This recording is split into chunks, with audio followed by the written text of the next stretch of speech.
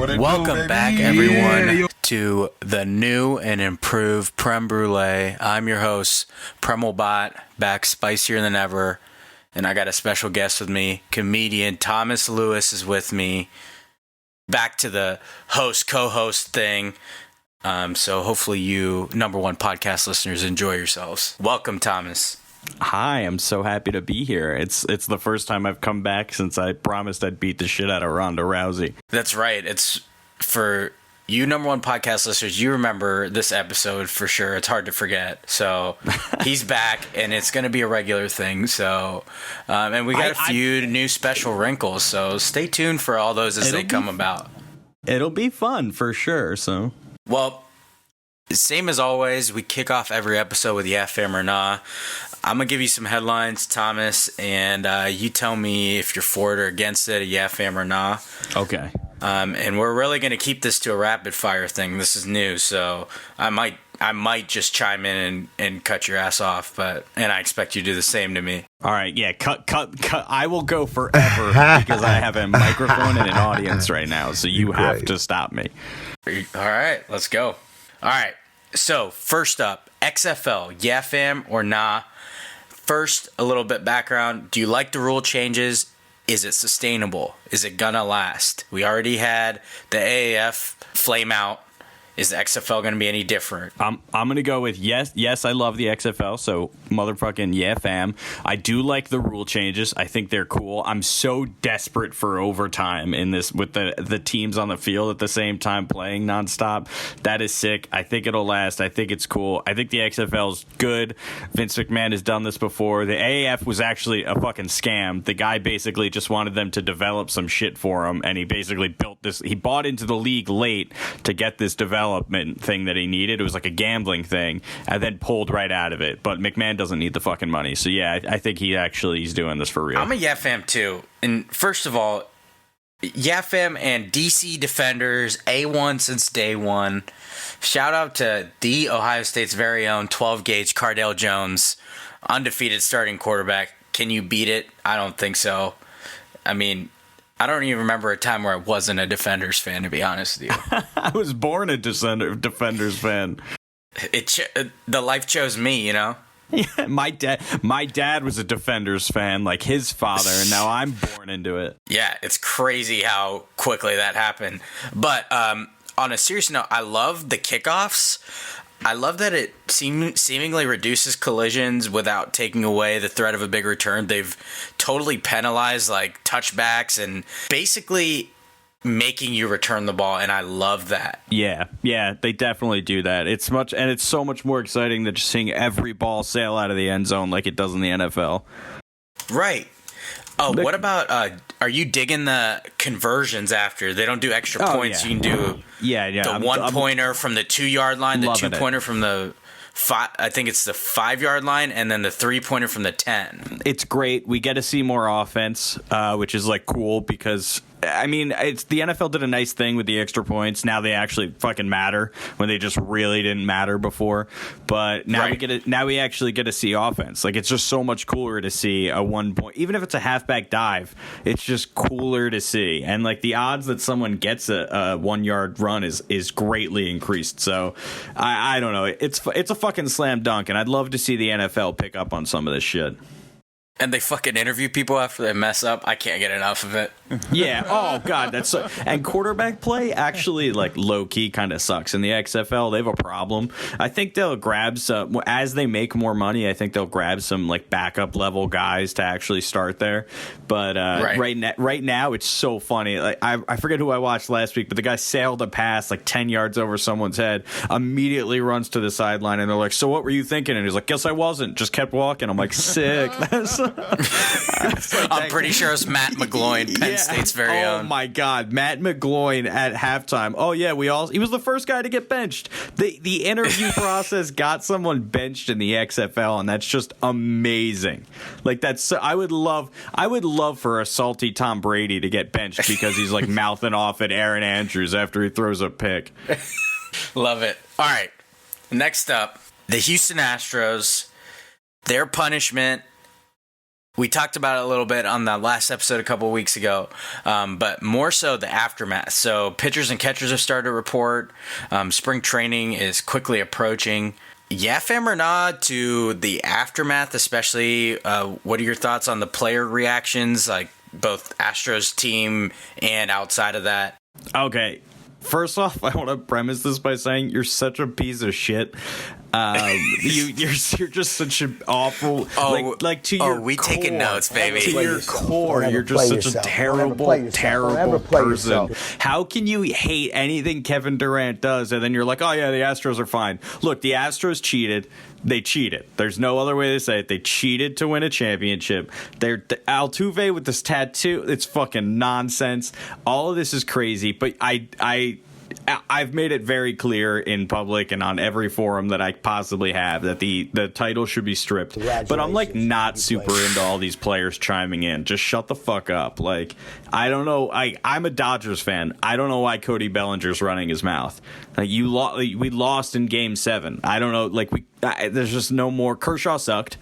Like, there's just so much more that could have been done. I'm not a fan of Trout chiming in, especially because that guy eats steroid Cheerios for breakfast. His neck does, like, a human neck does not grow to the size of a tire, like, in 3 years. But I'm gonna say the punishment was way too little, and I think that's why players are coming out. I mean, they cheated. Like, it's not like Barry Bonds did steroids or like Mark McGwire did steroids. The whole team cheated and orchestrated cheating to win a championship, and I think the championship be taken away. And I'm not one of those people that's like, oh, let the Dodgers or Yankees play for it. Fuck that.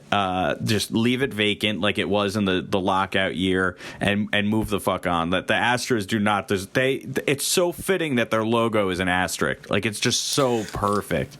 I'm sorry. I just was sipping out of the 2017 World Series Cup. Didn't catch all that, but let me just chime in. Oh, sorry. I'll buzz you in. You in so you know what's coming. Sorry. Yeah, your spot was coming up. Let me bang on my trash can for you. Oh, you should have let me know. Yeah. I should have given you a heads up. I'll send a video relay of when I'm done talking to you, so that way you could pick it up. Listen, if you want a good video to watch Harold Reynolds on MLB Network break down. You're such a piece of shit. Break down Altuve. No. Going yard off Aroldis Chapman. I don't think that ball has landed to this day. Aroldis Chapman couldn't find the strike zone to save his life. Second of all, you know they cheated. They cheated. They did, and they got caught. But I preface this. How does that not kill you to your core? You're not a diehard, right? You're like more fair weather with the Astros? It was a united family thing, so we're all Astros fans. Gotcha. But yeah, I mean, if you're gonna, I live and die by the Cowboys and Buckeyes, so you can. Yeah, that's what I'm saying.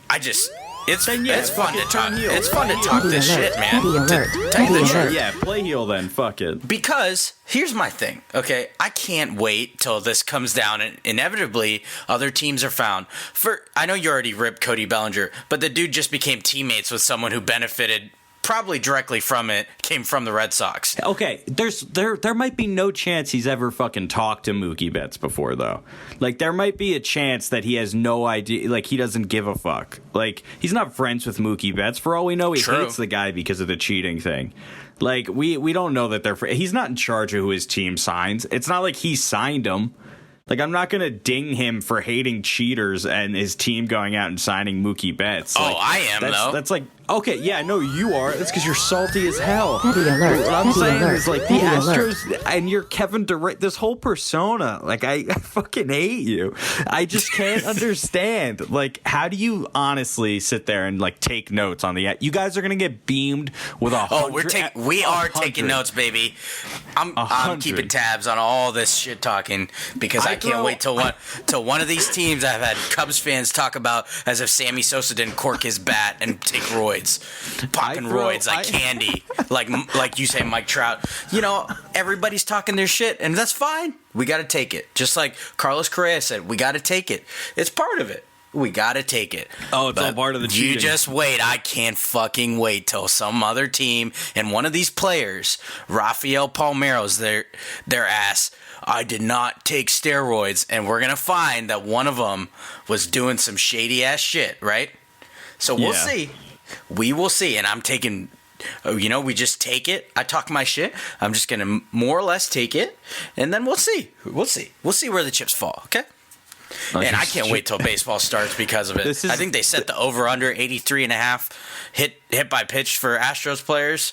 I'd probably hammer the over on that. You got, oh my God, you've turned such heel. You were such a likable guy. I watched your wedding video and teared up. And now I don't even know why she's with you. Like, I just couldn't, Listen, I couldn't be It is with important to note, we've taken a hiatus, but it's always important to know that Kevin Durant has 0 rings. Maybe he'll earn his first one when he becomes healthy. And I hope he wins his first one with the Nets. It'd be nice for Kyrie to help get him a ring. You're the worst. You're the lowest common denominator person. Please move on. Please move on. You're absolutely right. Okay. Next up, over to the NBA, the All-Star Game. Yeah, fam or not? Couple notes. Awesome Kobe tributes. They have a new format. The fourth quarter was freaking intense. They gave away $500,000 to charities. And my favorite part, I'm going to jump the gun here, is they put kids from each of the charity in the lower bowl. So it was like palpably loud because they had hundreds of thousands of dollars on the line for their after school programs. Also, the slam dunk contest was dramatic. The 3-point shootout ended on a last shot by Buddy Hield. My guy. I love Buddy Hield. Yeah, fam or not, the All-Star weekend and game. This was the best All-Star game by far, no doubt in my mind. 100%. I think a good way to do it. I did not like that whole quarter format. I liked the win by whatever, or what it was. It wasn't. Was it first 2 or win by however many? So they do like whatever team was up, they add 24 points to the team that was up. So in this case, it was Team Young. I didn't care for that shit. I liked the end. The fourth quarter part was cool. That was like really cool. I think that there should be a way to expand that. I didn't like the whole like, oh, they win that first quarter, oh, they win that second quarter, like, and then the second half was its own thing. No, I think there's a better way to do that. Right. I thought the game was the only fucking All-Star game I've cared about in a little bit. So that was sweet. The 3-point contest was awesome. I'm so over the slam dunk contest. I don't get it. If everything's like a 7 or higher, I've seen people miss dunks and get a 6 for trying something. No, homie, that's a fucking 0. Like, I don't know what to tell you. If like one of my friends at a bar goes up to a girl and strikes out, we don't high five and we're like, nice dude, you really tried. Like, what the fuck? No, you really tried. No, out there. Good job, Cody Bellinger. You'll get him next time. Yeah. You tried to hit on her, so I'm just gonna give you a friendly little hand job at the bar, just for a participation trophy. No, that fucking slam dunk contest was dumb. They should retire it at this point. I know it's tradition.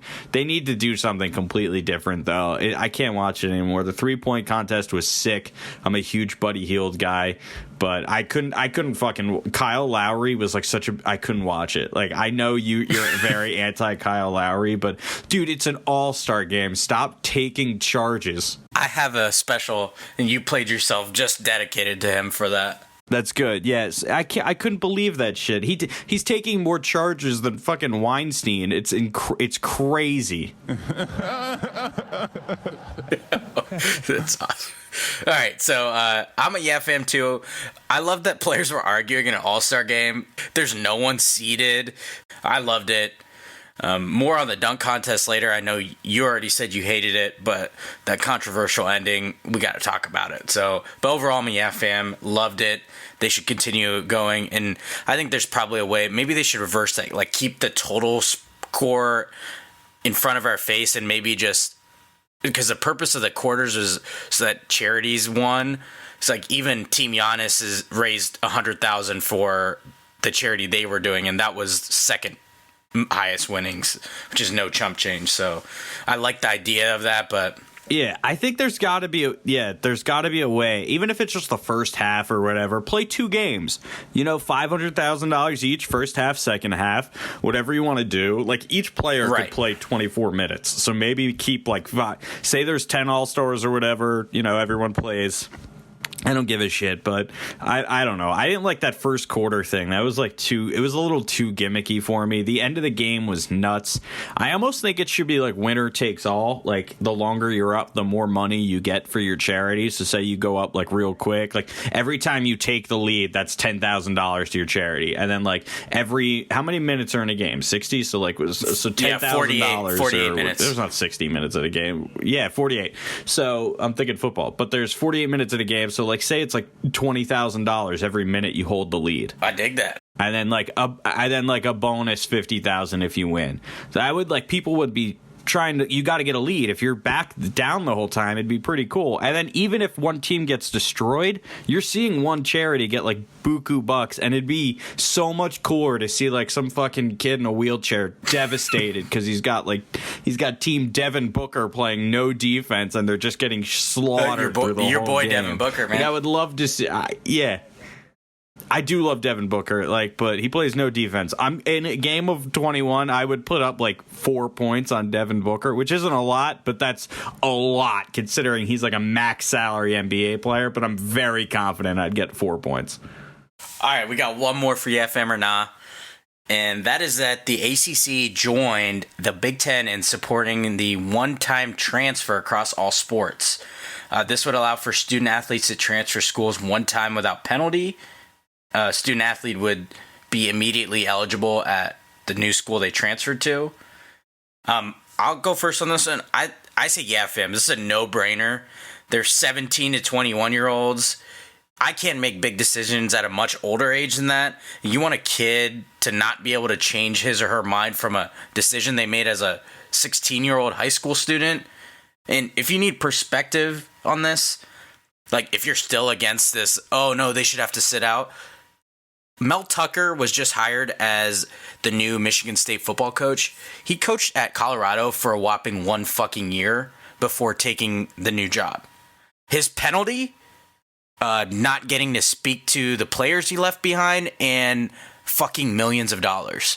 And a kid with no money to his or her name has to sit out a year. So give me a fucking break. Like, if you're not of this one, I don't know what to tell you at this point. You're going to get passed by. It's going to happen eventually. Yeah, the NCAA is a fucking scam. We all know this. This is just them being more of a scam. Let them all transfer. They should one time. Let them transfer a million times. I don't give a fuck if they all transfer to one school to like win a championship. I don't give a shit. They're kids. It's college. They're not getting paid. Why can't a student athlete transfer? But like I could be a fucking bioengineering student and change schools every 30 days if I wanted to pay the tuition. No, it makes no sense. It's so weird that they're like locked into a contract with a school, but the school can revoke that contract. Yeah, and the it's a contract, can't. But not really. Like, just kidding. That. We don't have a scholarship for you. Also, yeah. Yeah, they don't get money. They don't get this bullshit. The NCAA or California, I think it was, pushing that players can like profit off their likeness. Yep. That is like the bare minimum you should let them do, and they just had to fight for that. That's pretty crazy. Like I don't even know how to associate like we want to with hold a sane thought. A bunch of fucking not grown-ups, under 21-year-olds to a higher standard than grown men and women who are coaches who can just up and leave. And administration can like everyone else can up and leave. But these people that are entertainment for us, God forbid they change their mind. They're kids. Like, say we like could Justin Fields pick me up and throw me through a table? Yes. any table, anytime. But he's still a child. Like I could teach him about the world. Right. He doesn't know. Like he just doesn't know. Like I didn't know. And even really smart kids at that age don't know. Like you just learn lessons like that with time. Like even how long has it been? Do you even talk to your coworkers about how much they get paid? No. Everyone should do that, but you learn that as an adult. You don't learn that as a kid. It's just so many things you learn as an adult that you don't learn as a kid, and they're kids and they're being fucking taken advantage of. 100%. A lot of agreement there, minus the Astros, but you'll come around eventually. I have faith. Anyway, you're an Astro. 2 S's, got it. 3 S's, I guess. All right. Now we're on to You Played Yourself, my favorite segment. We get to call out Don't anyone, everyone, whoever. You already yourself. called me out. I played myself with the Astros take. Maybe I did, but hell, No, you definitely we'll never did. know. There's no maybe. We'll find out later. I know. I know for sure right now. There's no maybe. There's no doubt in my We'll mind. see. Okay.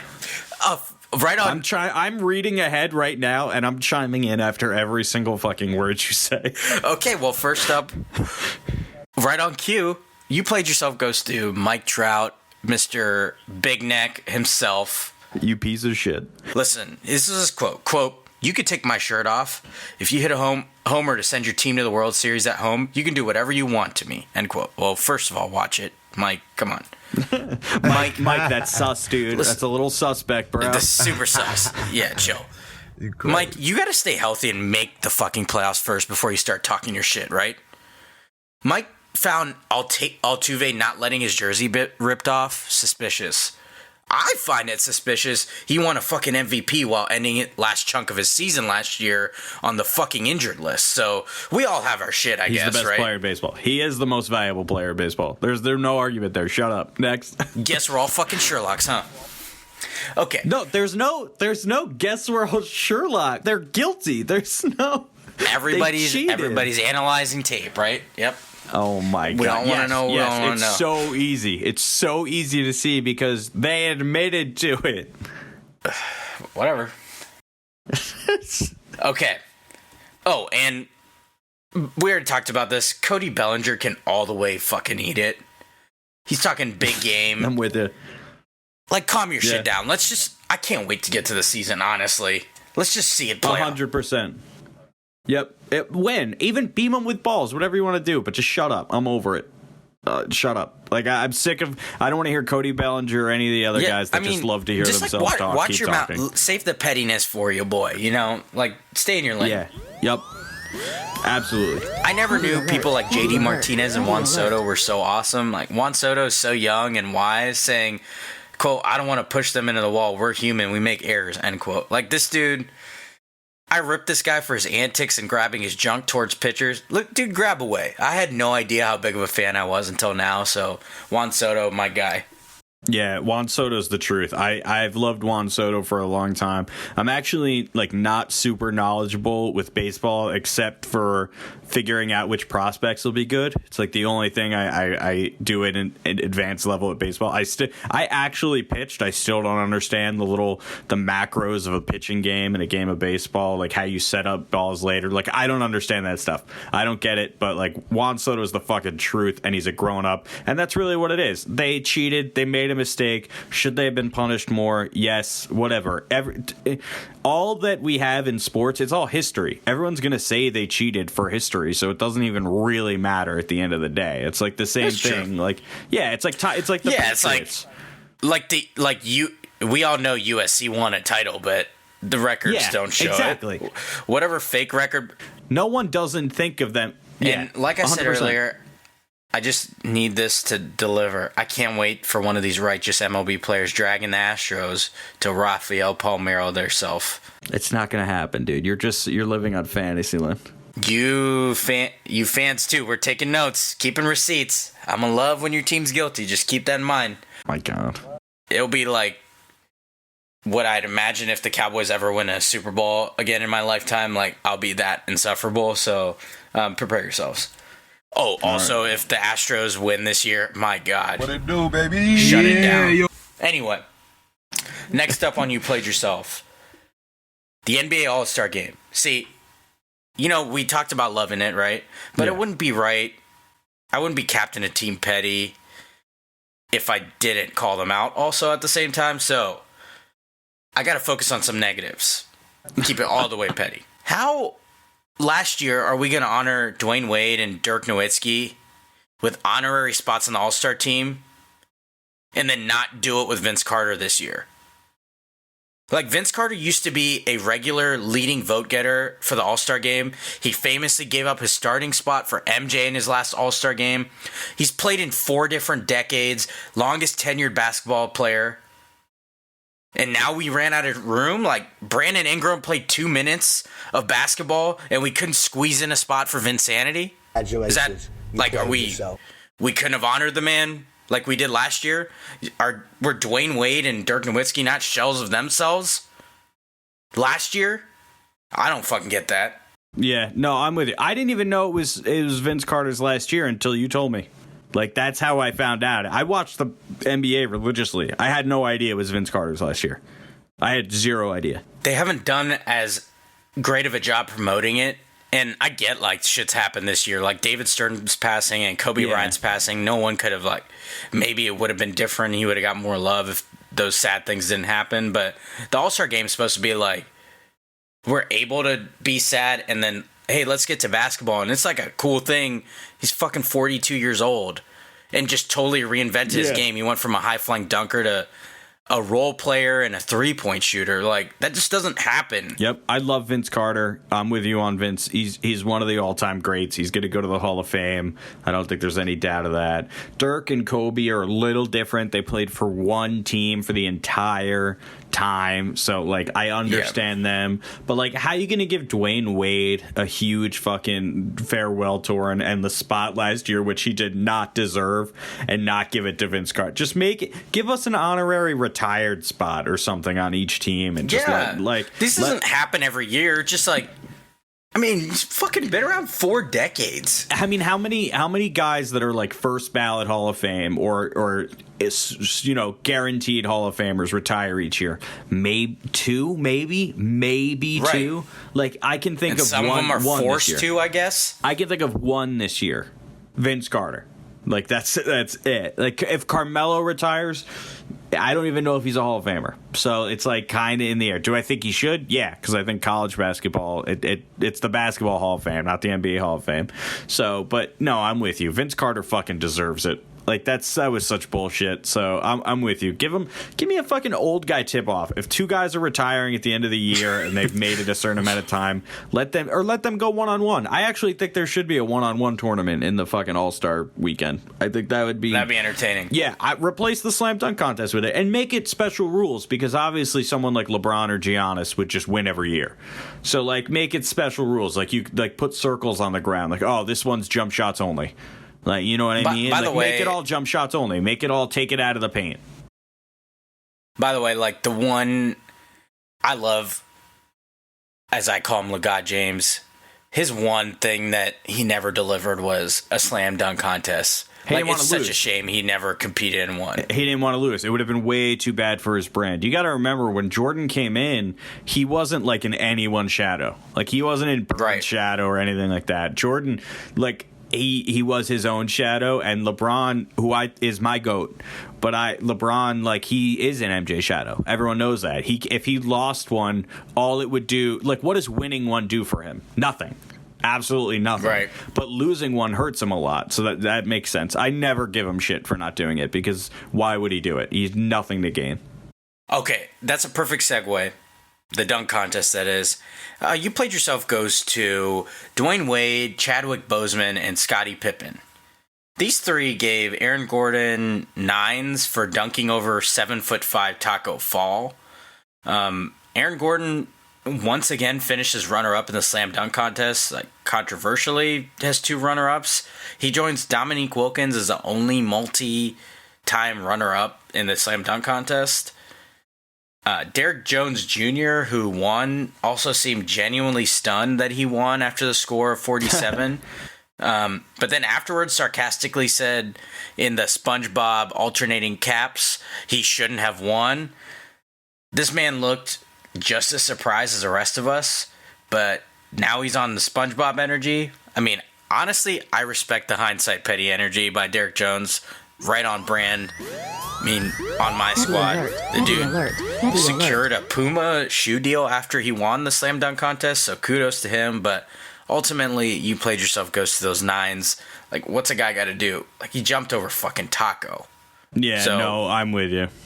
Absolutely. Okay, and last but not least, we talked about it, but Kyle Lowry's bitch ass for taking charges in that All-Star game. Like, get the fuck out of here with that. I know. And that's where I'll end it. Yep. Nobody wants to see Joel Embiid's ass take long-ass threes. Who gives a shit? I do. I love Joel Embiid, though. Don't ever play yourself. Don't ever play yourself. He's so funny. He's like the future superstar. He's like a funny Twitter guy. Well, for another time, we need to talk about him and Ben Simmons. Yeah. We'll save that for another episode. I will talk about those two anytime you want. So now it's time for who you got and what you feeling. Our chance to make a couple picks for the week, and then tell me what's been going on, what you feeling lately. So first up, I thought it was only right since we missed the horrific news about Kobe Bryant. I wanted to get your take on your favorite Kobe memory. That sad news of Kobe Bryant, his daughter Gianna, and 7 other people's deaths happened while we were on a little bit of a hiatus. It's the first time I've genuinely felt sad for a death of a person I did not personally know. And it was probably because we grew up with Kobe. We felt like we knew him. We connected with the entertainment he provided us on the court and felt for the connection he made off the court, especially after his career. So he had so much left to give, and it was cut tragically short. Rest in peace to him and the other 8 souls that lost. But I think going back to the topic, a little bit more happy, I think my favorite on-court memory was his final game. It was so cool to see a glimpse into like a version of Kobe that he would later become after his playing career, like his interactions with the crowd, his family. And it was all after dropping 60 points in his last game.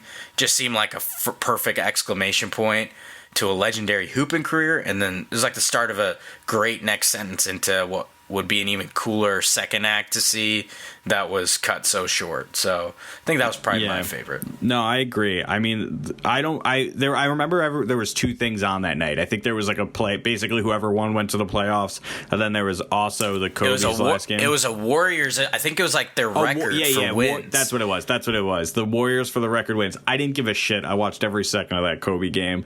Like you said, it was perfect. My favorite memory is definitely the Matt Barnes ball fake.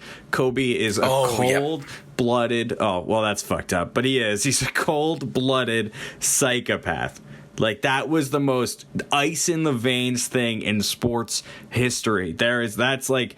You could tell me you're not going to hit me, I'd flinch. Absolutely. Yeah, it's just like against instinct. It's fucking nuts. Absolutely. And he was having, like, they were feuding at the time. Like, him and Matt Barnes were getting into fouls all game and shit like that. So for Matt Barnes to pump it in his face, and Kobe just fucking knew he didn't have it in him. He knew he didn't want any part of him. That was the Mamba mentality. Like 100%. There is no better way to describe the Mamba mentality than him straight up thinking, like, there's no way. They weren't stepping to him. Also, that commercial, the Mamba Mentality commercial with Kanye West, love that shit. That commercial's good. The best one was his the Jalen Rose one with the 81 olives. You ever see that? Oh, that's fantastic. That, like, it just showed Kobe's range as a person. So yeah, I mean, I don't get sad at death just because it's like part of life. Literally everyone I know that's gonna die. Like, there's no one I know that isn't gonna die. But I felt real bad for his wife, obviously, and Kobe doesn't make me too sad because, I mean, I knew Kobe was gonna die at some point in my life. Like, I knew Kobe was gonna die before me. But his daughter dying is like, that actually fucked me up. Like, that was heartbreaking. Yeah, that was real. Especially because, I mean, I didn't know very much about Gianna Bryant before they died. I knew that she was a great baller and all that other shit. But, like, now all this stuff coming out about how she's like, oh, we don't need a boy in the family. Like, I got this. Don't worry about this. I'm the baller. It's like, you couldn't have found a more perfect Kobe's child than her. Yep. Like, I got everything about him. Yeah, that was Kobe Jr. Like, that was it. So that's they even said it. I think it was someone close to him, some reporter close to him, said that his other daughter was exactly like his wife, and that Gianna was Kobe. Like, in her veins, acted, talked like, walked like, played like Kobe. And Kobe even said, he's like, she's further along in her basketball skills than I was at that point. And his dad was a professional baller too. So it's not like she has that many greater advantages than he does. Unreal. Yep. Anyway, let's switch it up to a little bit more traditional picks here. Now that we got the sadness out of the way. Most impactful move in the NBA trade deadline. We had a couple of moves of note. Andre Iguodala finally came out of hiatus from refusing to play for the Grizzlies. He got traded to the Heat. Robert Covington went to the Rockets. The Rockets are going all in on small ball. very interested to see that experiment. D'Angelo Russell joins his buddy Karl Anthony Towns in Minnesota, which means Andrew Wiggins shipped off to the Snakes of Oakland. Andre Drummond to the Cavs. Okay, let's not even pretend that's even a impactful move, but it's worth noting. Drummond to the Cavs. Marcus Morris to the Clippers. And also worth noting, the Lakers did not make a move at the trade deadline. So most impactful move out of those ones I broke down. This is easy. I'm guessing it's not Andre Drummond. It's D'Angelo Russell to the Wolves. I don't even think it's particularly close. Iguodala is actually washed up. He's basically a crook. I don't think the Rockets stand a chance. I love Westbrook. Big Westbrook guy. Not a huge Harden guy, but I just don't think that team actually works. It expired. I do believe that teams actually expire, even teams with great chemistry, like the Spurs kind of expired, and then Kawhi kind of saved them. I don't think Covington is saving the Rockets. I don't know, but I think that Wiggins and Cat they expired. Like a team just doesn't work at a certain point. So I think them getting rid of him actually shapes the league long term, because I do think Wiggins stays in Golden State. I know that they were talking about trading Russell for a while. He didn't fit. They had him on the big contract. I think Wiggins stays, and I think he's part of tier 2, because you got to remember the Warriors winning, no matter what you say, the Warriors winning these championships set them up to be a team people wanted to play for. They got a new stadium. They have MVPs. They're like really popular. So I do think there's going to be a second wave of Golden State success, and I think Wiggins is going to be a big part of it. God, I hope not. Yep. Next. I'm going to go with impactful move being, I'm going to go with the Lakers not making a move. Whether that costs them a trip or it's better for them in the long run, for them gelling together, because it does seem like they're genuinely close as a team. Oh, they're winning the championship. I would love to see that, and I think like the narrative of that would be incredible. Yeah. I think we're heading for a collision course, Lakers-Clippers. I don't see any way around that unless somehow seeding fucks that up or Kawhi Leonard resting his ass does. What it do, baby? I don't think I think the Clippers will get beaten by somebody in the West. Oh, really? Yeah. All right. I will almost guarantee, if I could throw a guarantee down, they don't play for a Western Conference championship. Do you want to make that anonymous, or you trying to put your name on I'll that put one? my name on that one. That's going to come back to bite you if I'll it put doesn't. my name on that one. I don't give a fuck. Congratulations. All right.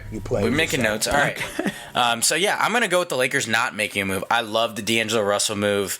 I think it's great for Minnesota, too. I know Towns is locked to a long contract, but they're genuinely good friends, so I could see them loving to be able to stay there together and build something in Minnesota, so I agree with you there. And then I know it was expensive, but I really don't get why everyone has such a huge problem with the Cavs spending nothing to acquire Drummond. Like, I know Drummond's contract's up, or he could opt in and they end up owing a lot of money, but the hell do they have to lose? It's like, they've lost enough games. It's not that, so I don't get the point. And like, yeah, and they could trade Drummond when he expires. I mean, you're putting asses in seats. It's like, fine, whatever. Who gives a shit? I don't give a shit. Yep, they're in a rebuild. Yeah. Who cares? Everything they do is nonsense right now. They're just biding time till they draft their next superstar. That's it. Hopefully they win the lottery again. You know, they got some good luck with that at least. All right, and last but not least, because we're embracing the XFL lifestyle, you know, we're Defenders fans since day one. I wanted to do a little picks for a game this week. I've decided to go with a couple of 1-1 teams facing off. All right. The Dallas Renegades against the Seattle Dragons. The Renegades are 4.5-point favorites, and the over-under is set at 44.5 points. So, give me your pick for the game, taking spread into account, and whether they'll go over and over or under. This one's quick and easy because I know I'm right, and there's no doubt in my mind about it. The Renegades are going to win. They're going to win by over 10. So I would motherfucking hammer that over on 44.5 because I think it's a shootout actually. Okay. I'm going to go the complete opposite.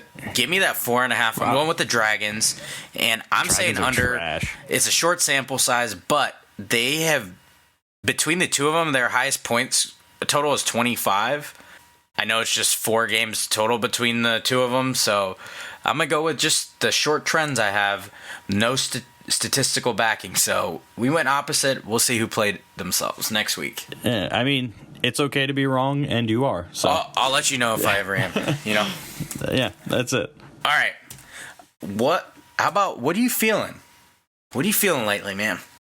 So I actually have a pretty interesting one on this one. I just found out the other day that the tax system, like, the people lobby for, did you know, like, Republicans and Democrats lobby, like, they want to make your taxes real simple.